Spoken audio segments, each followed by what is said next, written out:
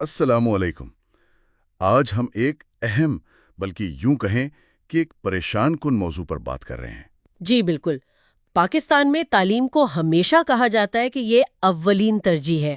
ہاں، اور قوم کے لیے زندگی اور موت کا مسئلہ بھی۔ لیکن پھر دوسری طرف حقیقت یہ ہے کہ 2,62,00,000 بچے اسکول سے باہر ہیں، مطلب ایک تعلیمی ایمرجنسی۔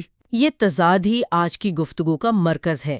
ہم کچھ رپورٹس اور تجزیوں کی بنیاد پر اس کی گہرائی میں جائیں گے۔ جی، ان ذرائع میں نظام کی ساخت، گورننس، نصاب کے مسائل اور جو بڑے چیلنجز ہیں۔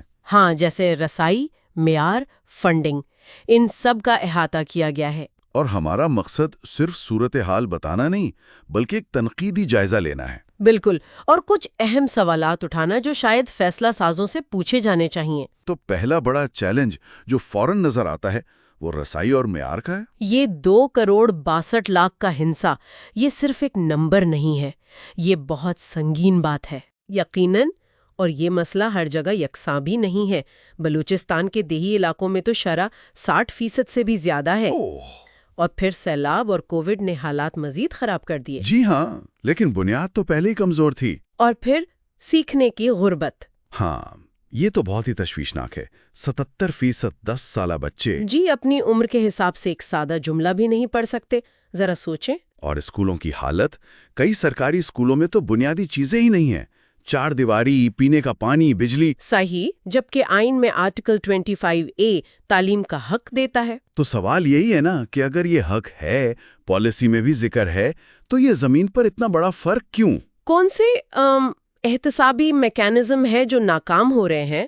کیا صرف پالیسی کافی ہے؟ اور اسی سے جڑا دوسرا بڑا مسئلہ ہے نظام کی اپنی تقسیم۔ جی، وہ 3 دھاریں، سرکاری، نجی اور مدارس۔ سرکاری اسکول زیادہ تر اردو میڈیم، وسائل کم۔ نجی اسکول انگلش میڈیم، مہنگی فیس، OA لیول والے۔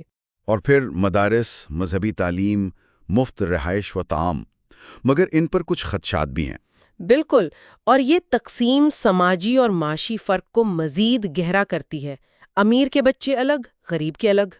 اسی فرق کو کم کرنے کے لیے یکساں قومی نصاب یعنی SNC لایا گیا۔ خیال تو اچھا تھا۔ ہاں، کہ معیار ایک جیسا ہو جائے، لیکن عمل درآمد وہ ایک الگ کہانی ہے۔ بنیادی ڈھانچے میں اتنا فرق ہے کہ ایک نصاب کیا کرے گا؟ اور کچھ تجزیے یہ بھی کہتے ہیں کہ اس سے رٹا شاید بڑھ گیا ہے، کم نہیں ہوا، کیونکہ اساتذہ کی تربیت اور وسائل وہ نہیں ملے۔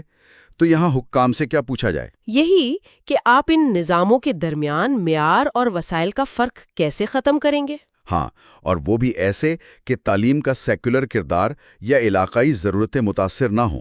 کیا SNC واقعی ان مسائل کا حل ہے، یا یہ صرف اوپر سے چیزیں برابر دکھانے کی کوشش ہے؟ اچھا، تیسرا بڑا چیلنج گورننس اور عمل درآمد کا ہے۔ جی، 18ویں ترمیم کے بعد تعلیم صوبوں کو تو مل گئی۔ وہ رابطہ، وہ ہم آہنگی، وہ اب بھی کمزور لگتی ہے۔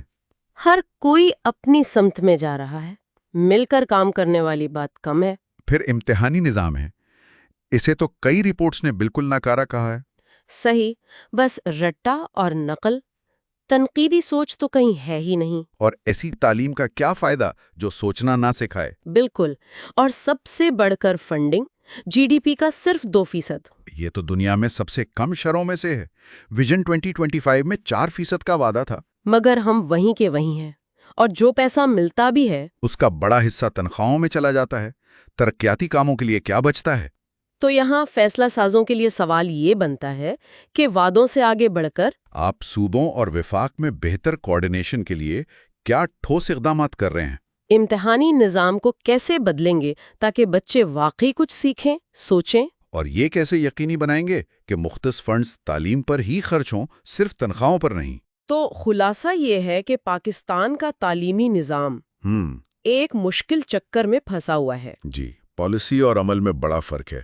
نظام خود تقسیم ہے، گورننس کمزور، فنڈز ناکافی، اور ان کا استعمال بھی ٹھیک نہیں۔ اور نتیجہ ہمارے بچے وہ بنیادی مہارتیں نہیں حاصل نہیں کر پا رہے جو آج کی دنیا میں ضروری ہیں۔ آخر میں ایک سوال جو سب کو سوچنا چاہیے۔ جی، ہم پالیسیاں بناتے ہیں، کمیٹیاں بنتی ہیں، ایمرجنسی لگتی ہے، لیکن سیکھنے کی غربت بڑھ رہی ہے۔